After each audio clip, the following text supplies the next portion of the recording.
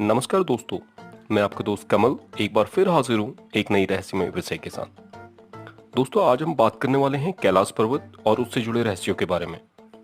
हमारा आज का वीडियो थोड़ा बड़ा होने वाला है क्योंकि कैलाश से जुड़े रहस्यों को कम समय में कम शब्दों के साथ बयां कर पाना मुश्किल है नहीं, नामुमकिन है। तो दोस्तों, कैलाश पर्वत से जुड़े रहस्यों को जानने के लिए जुड़े रहिए हमारे साथ वीडियो के अंत तक। दोस्तों, कैलाश पर्वत को हिंदू मान्यताओं के अनुसार भगवान शिव का निवास स्थान माना जाता है। मान्यता है कि यहाँ भगवान शिव माता पार्वती जी के साथ ध्यान मुद्रा में रहते हैं। अतः इस स्थान का हिंदू धर्म में विशेष महत्व है। ये पर्वत तिब्बत क्षेत्र के अंतर्गत आता है। चीनी सरकार द्वारा तिब्बत के अधिकांश भूभाग पर कब्जा कर लेने के कारण अब ये क्षेत्र चीनी सरकार के अधीन है। ये पर्वत न केवल हिंदू धर्म बल्कि बौद्ध धर्म एवं जैन धर्म में भी पवित्र तीर्थ स्थल है। इस पर्वत की ऊंचाई 6,638 मीटर है। इंडिया से कैलाश पर्वत पर जाने के दो मार्ग हैं। एक मार्ग उत्तराखंड के पिथौरागढ़ से होकर जाता है, जो काफी कठिन व दुर्गम है। इस मार्ग से जाते समय अधिकांश यात्रा पैदल ही तय करनी पड़ती है। भारत सरकार द्वारा इस मार्ग पर सड़क निर्माण का कार्य तीव्र गति से चल रहा है। इसकी 2021 तक पूर्ण रूप से सुचारू हो जाने की संभावना है। दूसरा मार्ग नेपाल की राजधानी काठमांडू से होकर जाता है। भारत सरकार द्वारा प्रतिवर्ष इस पवित्र स्थल की यात्रा के लिए कैलाश मानसरोवर नाम से एक धार्मिक यात्रा का आयोजन किया जाता है, जिसमें सैकड़ों लोग इस पवित्र पर्वत के दर्शन करते हैं। यात्रा का सबसे उचित समय मई से अक्टूबर के बीच का होता है, जिसमें सभी श्रद्धालु भारत सरकार द्वारा निर्धारित सभी शारीरिक जांचों को करने के उपरांत ही भाग ले सकते हैं।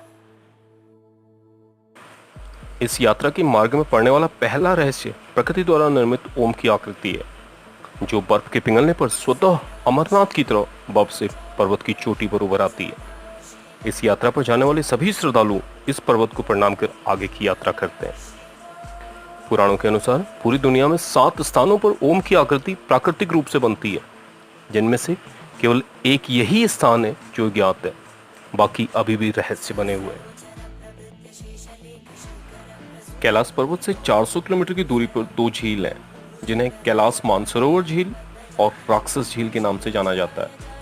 इनमें से मानसरोवर झील दुनिया के सबसे अधिक ऊंचाई पर स्थित मीठे पानी की झील है, जो 320 स्क्वायर किलोमीटर में फैली है।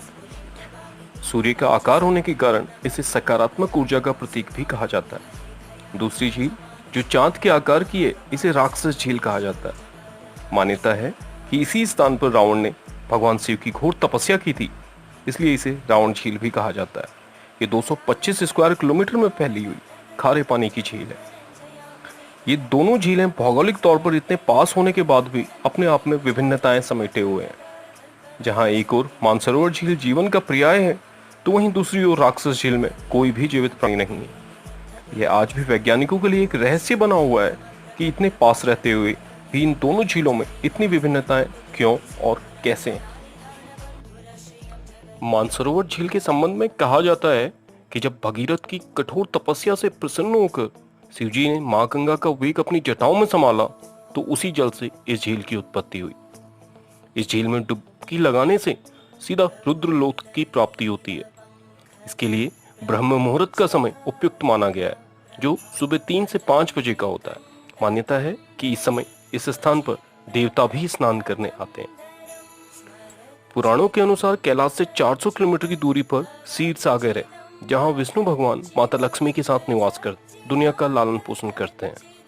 पुराणों में मानसरोवर झील को ही क्षीर सागर भी कहा गया है। कैलाश पर्वत हिंदू, बौद्ध एवं जैन धर्म का पवित्र तीर्थ स्थान होने के कारण इस पर्वत की परिक्रमा का एक विशेष महत्व है। इस परिक्रमा को बौद्ध एवं जैन धर्म में खोरा नाम से भी जाना जाता है। मान्यता है कि इस पर्वत की 12 परिक्रमाएं अथवा खोरा करने से मनुष्य को पिछले जन्म एवं इस जन्म की सभी पापों से मुक्ति मिल जाती है। इसके अलावा 108 परिक्रमाएं करने से मनुष्य को मोक्ष की प्राप्ति हो जाती है, परंतु इतनी अधिक ऊंचाई पर होने के कारण इसकी एक परिक्रमा करना भी काफी कठिन है। इस पर्वत की परिक्रमा का पहला पड़ाव यम का द्वार है, जिसका हिंदी में अर्थ होता है मौत का दरवाजा। मान्यता है कि कोई भी बुरी आत्मा इसे पार नहीं कर सकती। इस द्वार को बौद्ध धर्म में चाटन कैंगनी के नाम से भी जाना जाता है। जिसका अर्थ है दो पैरों वाला स्तूप। इस पर्वत पर केवल एक योगी ही चढ़ सकता है। आज तक इस पर्वत पर कोई नहीं चढ़ सका सिवाय एक तिब्बती योगी जिनका नाम मिलारोपा था। कैलाश पर्वत 6 पर्वतमालाओं से घिरा होने के कारण कमल के फूल की आकृति सा प्रतीत होता है। ये पर्वत अपनी चोटी पर शिवलिंग का आकार लिए हुए है। इस पर्वत के संबंध में कहा जाता है कि ये पूर्व दिशा में क्रिस्टल, पश्चिम दिशा में रूबी, उत्तर दिशा में गोल्ड एवं दक्षिण दिशा में नीलम से बना हुआ है। इसे धरती का केंद्र बिंदु अथवा एक्सेस मुंडी भी माना जाता है। मान्यता है कि यहाँ 10 दिशाएं आपस में मिलती हैं। इस कारण इस स्थान पर कोई मैग्नेटिक कॉम्पास काम नहीं करता। ये पर्वत अपनी स्थिति में लगातार परिवर्तन करता रहता है, जिस कारण यहाँ दिशा भ्रम की स्थिति भी उत्पन्न होती है। इसके अतिरिक्त इस पर्वत के चारों ओर एक अलौकिक शक्ति की अनुभूति होती है। स्थान पर ओम की ध्वनि लगातार सुनाई देती है। वैज्ञानिकों का मत है कि ध्वनि प्रकाश व वायु के समागम से उत्पन्न होती है। इसके अतिरिक्त गर्मियों में जब बर्फ पिघलती है तो इस स्थान पर भोलेनाथ के डमरू की ध्वनि भी सुनाई देती है। सूर्यास्त के समय इस पर्वत के दक्षिण में स्वास्तिक का चिन्ह बनता है, जिसे हिंदू धर्म में पवित्र माना जाता है। मान्यता है कि सूर्य अस्त होने से पहले भगवान शिव के चरणों में इस चिन्ह के माध्यम से नमन करते हैं। इस पर्वत पर आने वाले श्रद्धालु समय समय पर विभिन्न आकृतियों के रूप में भगवान शिव के दर्शन होने का दावा करते रहे हैं। इसके अतिरिक्त समय समय पर सैटेलाइट एवं गूगल अर्थ से लिए गए चित्रों में भी भगवान शिव की आकृति दिखाई देती है, जो सोशल मीडिया पे काफी वायरल भी होती है। दोस्तों, दुनिया का सबसे ऊंचा पर्वत माउंट एवरेस्ट है, जिसकी ऊंचाई 8,848 मीटर है। अब तक 7,000 से अधिक लोग इसकी चोटी पर फतह कर चुके हैं। इसके विपरीत कैलाश पर्वत, जिसकी ऊंचाई 6,638 मीटर मात्र है, उसे अब तक कोई फतह नहीं कर सका। ऐसा नहीं है कि किसी ने कोशिश नहीं की। कहा जाता है कि इस पहाड़ की चोटी पर भगवान व मनुष्य का मिलन होता है और इस पर्वत पर केवल वही व्यक्ति चढ़ सकता है जो पाप मुक्त हो। 20वीं सदी में इसे फतह करने की बहुत से लोगों ने कोशिशें की, लेकिन सभी विफल रहे। सबने अपनी विफलता के अलग अलग कारण बताए। कुछ का कहना था कि दिशा भ्रम के कारण वे बार बार उसी स्थान पर पहुंच जाते जहां से उन्होंने शुरू किया था, जबकि कुछ का कहना था कि यात्रा शुरू करते ही भारी बर्फबारी के कारण उन्हें यात्रा हर बार स्थगित करनी पड़ती। इस स्थान के रहस्यों से प्रभावित तो डिस्कवरी की टीम ने भी इसे फतह करने का एक असफल प्रयास किया। एक रशियन पर्वतारोही सर्जिक सियाविसेवकोव ने अपनी ऑटोबायोग्राफी में लिखा कि जब उसने इस पर्वत पर चढ़ाई शुरू की तो उसके मन में अलग अलग विचार आने लगे। चढ़ाई शुरू करने से पहले ही उसके मस्तिष्क में असंभवता का भाव आने लगा। वो खुद को शारीरिक रूप से काफी कमजोर महसूस करने लगा। उसके मन में नकारात्मक विचार आने लगे। अंत में जब उसने कैलाश पर्वत फतह करने का विचार त्याग दिया तो खुद को काफी संतुष्ट और ऊर्जा से भरा हुआ महसूस किया। इस पर्वत पर आखिरी बार 2001 में स्पेनिश टीम को चीन की सरकार द्वारा पर्वत पर चढ़ने की परमिशन दी गई थी। बाकी सबकी तरह ये टीम भी अपने प्रयास में असफल ही रही। इसके बाद 2001 में ही इस पर्वत पर चढ़ने को धार्मिक मान्यताओं और इससे जुड़े रहस्यों के कारण हमेशा के लिए बैन कर दिया गया। इस पर्वत के संबंध में एक रहस्य यहाँ समय का तीव्र गति से चलना भी है। यहाँ चढ़ने वाले पर्वतारोहियों ने बताया कि इस पर्वत पर उनके बाल और नाखून असामान्य तौर पर कुछ ही घंटों में बढ़ने लगते हैं, जिन्हें सामान्य परिस्थितियों में हफ्तों लग जाते हैं। सामान्यतः कहा जाता है कि इस पर्वत पर बिताए हुए 12 घंटे 2 सप्ताह के समय के बराबर होते हैं। एक साइबेरियन माउंटेनियरिंग ग्रुप के सदस्य ने बताया, कुछ समय इस पर्वत पर गुजारने के बाद उसकी टीम के सदस्यों की उम्र कई दशक बढ़ गई और 1 साल के उपरांत ही उन सभी की अधिक उम्र होने के कारण मौत हो गई। समय का धरती के ही एक हिस्से में यूं तीव्र गति से चलना वैज्ञानिकों के लिए आज भी एक अबूझ पहेली बना हुआ है। रशियन साइंटिस्ट डॉक्टर अनेस मोल्दादेव एवं उनकी टीम के सदस्य, जिसमें जियोलॉजिस्ट, फिजिशियन एंड एस्ट्रोलॉजिस्ट शामिल थे, ने गहन अध्ययन के बाद बताया कि कैलाश पर्वत इजिप्ट एंड मैक्सिको के पिरामिड्स की तरह ही मैनमेड पिरामिड है। सन 1999 में रूस के नेत्र रोग विशेषज्ञ अर्नस्ट मुदासिव ने इस स्थान पर गहन अध्ययन किया। उन्होंने इस स्थान से जुड़े तिब्बती लामाओं से मुलाकात कर गहन अध्ययन एवं प्राचीन अध्यालेखों के आधार पर बताया कि कैलाश पर्वत एक मैनमेड पिरामिड है, जो छोटे छोटे अन्य पिरामिडों से घिरा हुआ है। उन्होंने ये भी संभावना व्यक्त की कि इस पर्वत का इजिप्ट एवं मैक्सिको के पिरामिडों के साथ कोई। इस यात्रा के उपरांत मुदासिब ने एक किताब लिखी जिसमें उन्होंने इस यात्रा से जुड़े बहुत से रहस्यों के बारे में लिखा।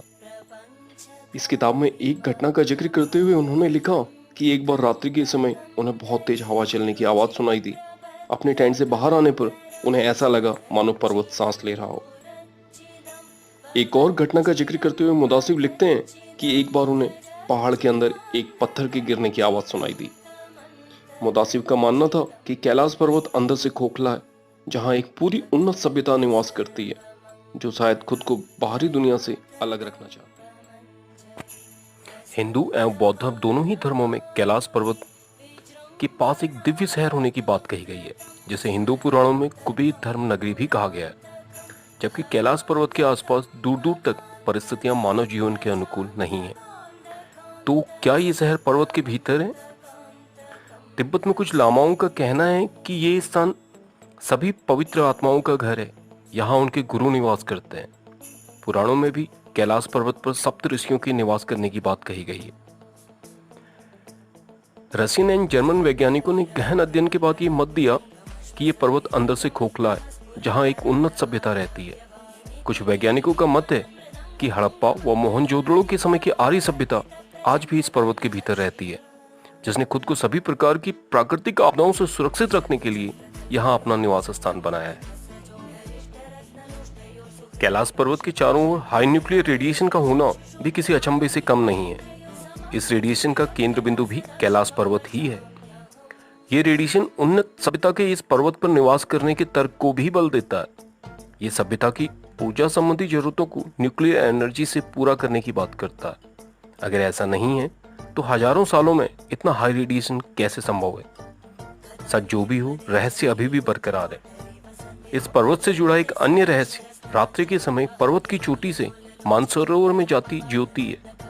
जब कोई इस पर्वत पर चढ़ नहीं सकता तो ये ज्योति पर्वत के शिखर पर कैसे दिखाई देती है? तिब्बती लामाओं का कहना है कि ये ज्योति उनके गुरुओं की है जो इस पर्वत पर निवास करते हैं। जबकि चीन व भारत सरकार इसे एक दूसरे की सैनिक गतिविधि से जोड़ एक दूसरे पर आरोप लगाते हैं। इस ज्योति को एलियन एवं एलियनशिप के साथ भी जोड़ा जाता है।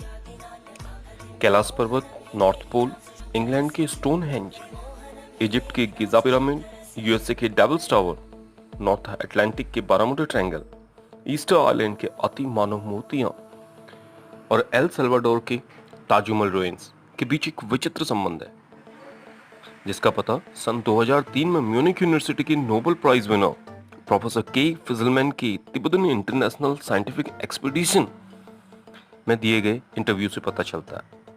इसके अनुसार कैलाश पर्वत से नॉर्थ पोल की दूरी 6,666 किलोमीटर, कैलाश पर्वत से स्टोनहेंज की दूरी 6,666 किलोमीटर, गिजा पिरामिड से नॉर्थ पोल 6,666, स्टोनहेंज से डेविल्स टावर 6,666 किलोमीटर। अब तो आप समझ ही गए होंगे दोस्तों मैं किस बारे में बात कर रहा हूँ। स्टोनहेंज से बारामुडा ट्रायंगल, बारामुडा ट्रायंगल से ईस्टर आइलैंड, ईस्टर आइलैंड से ताजुमल रुइंस, इन सब के बीच की दूरी 6,666 किलोमीटर। क्या ये मात्र संयोग है या कुछ और? दोस्तों ये थे कैलाश पर्वत और उससे जुड़े कुछ अनसुलझे रहस्य। आपको हमारा वीडियो कैसा लगा कमेंट बॉक्स में जरूर लिखें। ऐसी ही और रोचक जानकारियों के लिए सब्सक्राइब करना ना भूलें। धन्यवाद।